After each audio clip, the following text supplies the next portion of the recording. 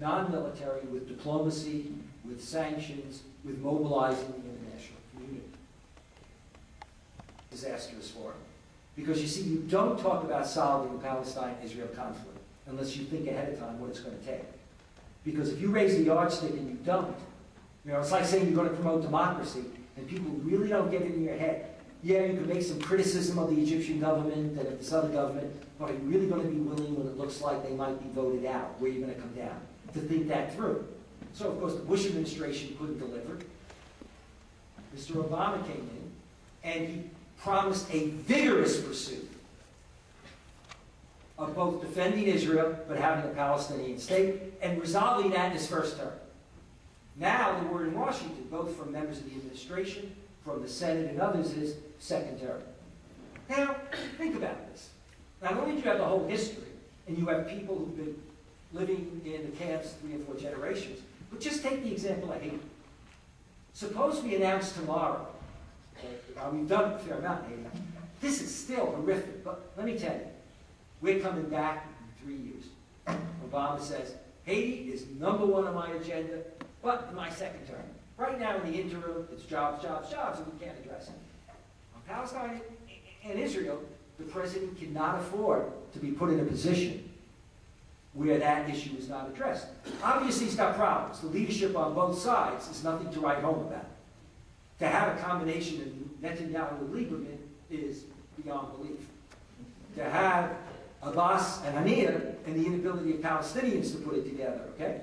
But if we're going to be that middle that's going to try to be the trusted negotiator, then we have to act like it, and we're not. The administration talks about a freeze on settlements.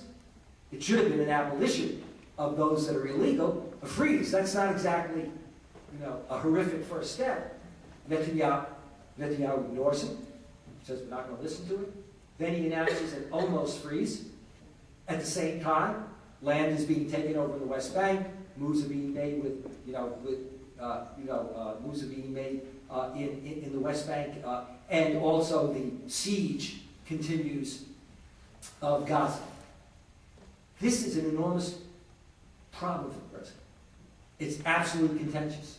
We know this in America itself. You have a new movement led by Jews, but also non-Jews, called J Street. But even that, for some, many American Jews, and for some Israelis, is not acceptable. So even within the Jewish community, this diversity within that community is an issue, let alone among Palestinians when they talk about what they want. But the problem we have is that we have a seasoned negotiator in Senator Mitchell, but one who has no teeth. And he's not given that teeth by his Secretary of State. And like it or not, although the Secretary of State should be relatively independent, it's President Obama's watch, and there has to be a move made on it. Okay, where does this bring us in terms of the conclusion? Well, in the good old days, one could give a speech and talk about a light at the end of the tunnel. Well, the tunnel remains very long. And the light is way still in the distance. The challenge for President Obama is going to be, as with the economy, whether or not he's willing to do what needs to be done, let the American people speak, and as he said the other day, risk that he could be a one-term president. No politician, no matter how good, has ever been willing to operate that way. So that becomes a major issue.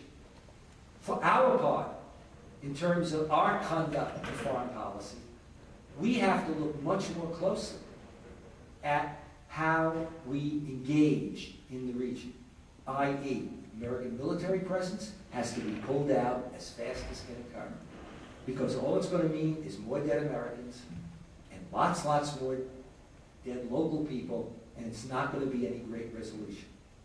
If anybody can talk about a time frame for turning Afghanistan around, please let us know during the question and answer period.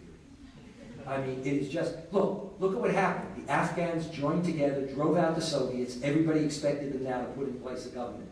They then fought a civil war for another 10 years in which the carnage was greater than occurred under the previous. Then the Taliban came. Now look at where we are. 30,000 troops, additional troops, are not going to do that. On the other hand, America and Europe has to take a lead in dealing with authoritarian regimes in the region. They have to use a carrot and stick approach in order to get these regimes to open up the political system and to build civil societies. What they've done in recent years is that regimes now use the fig leaf of democracy. So, for example, if you're at the World Economic Forum, as I was, people were saying, civil society is important. But see, when you don't want to have people move to democracy too fast, I think that's the way the British felt about the Americans. So we fought a bloody revolution and an even bloodier civil war. But somehow it was okay for us, but for other people it's like, you don't want to rush into democracy, there could be a little chaos, a little bloodshed with the French Revolution. So the indicate was, don't promote democracy now. That's the way of supporting your authoritarian regimes. Promote civil society. But as one of my colleagues said, what authoritarian regime wants a strong civil society? You know, human rights groups, free political parties. So what happens at the World Economic Forum? Civil society's in, Egyptians get up and say, we've increased exponentially our NGOs. But what they don't tell you is in Egypt, they're government-regulated, non-government organizations. Government-regulated, non-government organizations. And in Jordan, they're called royal NGOs under the new day. So we've got to think about how we deal with those authoritarian regimes. On the other hand, Muslims have to deal with the issues of how to marginalize extremism, how to engage in de-radicalization, which is occurring, but it's got to occur on an even grander scale. We have to be more informed. How many of you would love to ask me, and maybe you're thinking of asking me, or would at least regard it as a legitimate question to ask me, why haven't Muslims spoken out more against terrorism, against 9/11 and terrorist attacks? Raise your hands. Good. It's a very good question. But then you got to ask yourself, why don't you know that they have? Because in fact, from 9/12, while there were those who celebrated the attacks, from the day after, there were major statements made by major religious leaders. They are to be found on the internet.